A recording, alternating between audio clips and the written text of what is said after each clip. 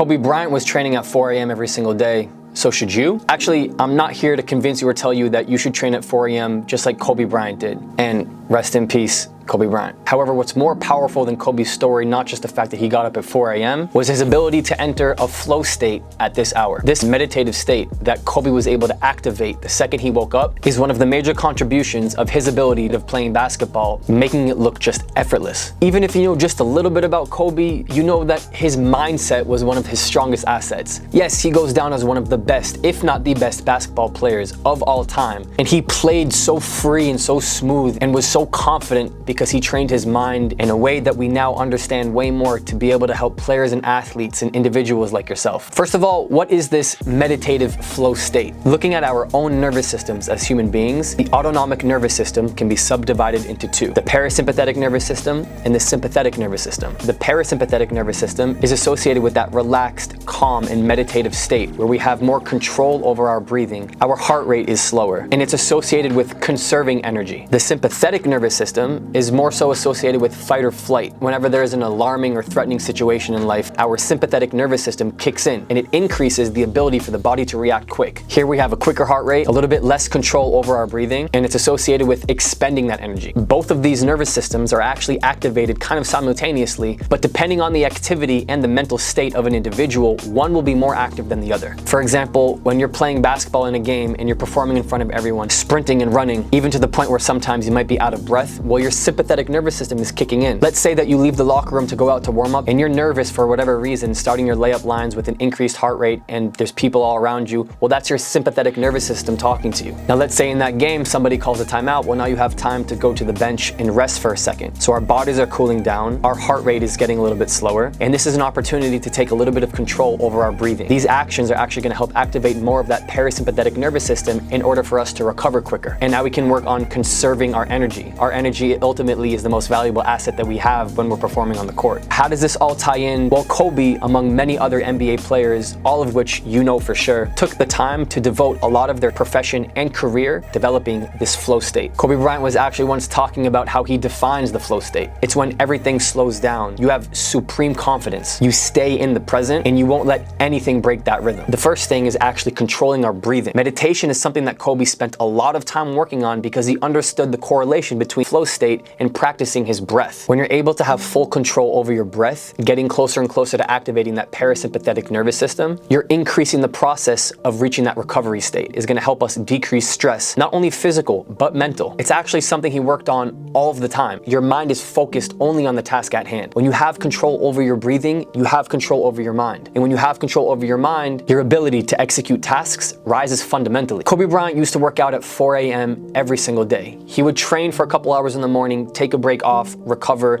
repeat that again later in the afternoon, take a couple hours off, recover, repeat it again, over and over and over. And not just during the time that he was training, but it's really important to look at what he was doing during his time off. He was spending time with people that he loved, which put him in a really positive environment to help clear his head. He was feeding his body with appropriate nutrients and liquids to help him get to that recovery state quicker. And he understood the commitment in devoting a large portion of his career to sleeping. The more sleep he was able to get, the quicker he was able to recover. The more he was recovered, the more that he could train. The more that he could train, the more he was outworking you. He figured it out. But if you look at the whole picture, Kobe wasn't just working hard during the hours he was on the court. He was working smart, but with all the time around him. See, eating well and putting the right liquids into his system and spending time with his family and friends and sleeping, over time, engineered Kobe to naturally enter this flow state. And this wasn't just here and there. This was every single day. And now you've just created an unstoppable machine. The more that you implement these kind of interventions into your daily routine, the closer you are to achieving the consistency of entering this flow state. In the game, while things might seem so intense, you have the ability just to relax. You can control your thoughts. You have more control over your breath. You're focused on the task at hand. And you've done this so many times where you've given yourself the confidence to accomplish it. That's one of the reasons why Kobe did what he did. He gained this supreme confidence because he put in the work on a regular basis for so long for him to be able to develop this bulletproof mindset that was unstoppable. Sometimes you might say that you want to be great. Well, if that's the case, then you have to look at what great people have done. Kobe isn't the only NBA player who dedicated his time to understanding the power of the mind. mind. Michael Jordan, LeBron James, Steph Curry, the list goes on. All you have to do is take a look under the hood and understand what all these people have in common. Yes, their bodies are different, they have different skill sets, different genetics, and maybe they play different positions on the floor. Your ability to train your mind in this way, the way that Kobe Bryant and some of the greatest of all time have shown us, is a testament to the power of our brain. Our brain is our strongest muscle. And if you can't start to train your brain the right way, then the physical work and the skill sets just won't reach their full potential. Take Kobe, take LeBron, take Steph, take MJ, and some of the other greatest basketball players and athletes of all time. Training your mindset, entering this meditative flow state, is a blueprint to success. It's not about waking up at 4 a.m. like Kobe Bryant, but it's about putting yourself in the correct environments 24/7 to work hard and build that supreme confidence like Kobe.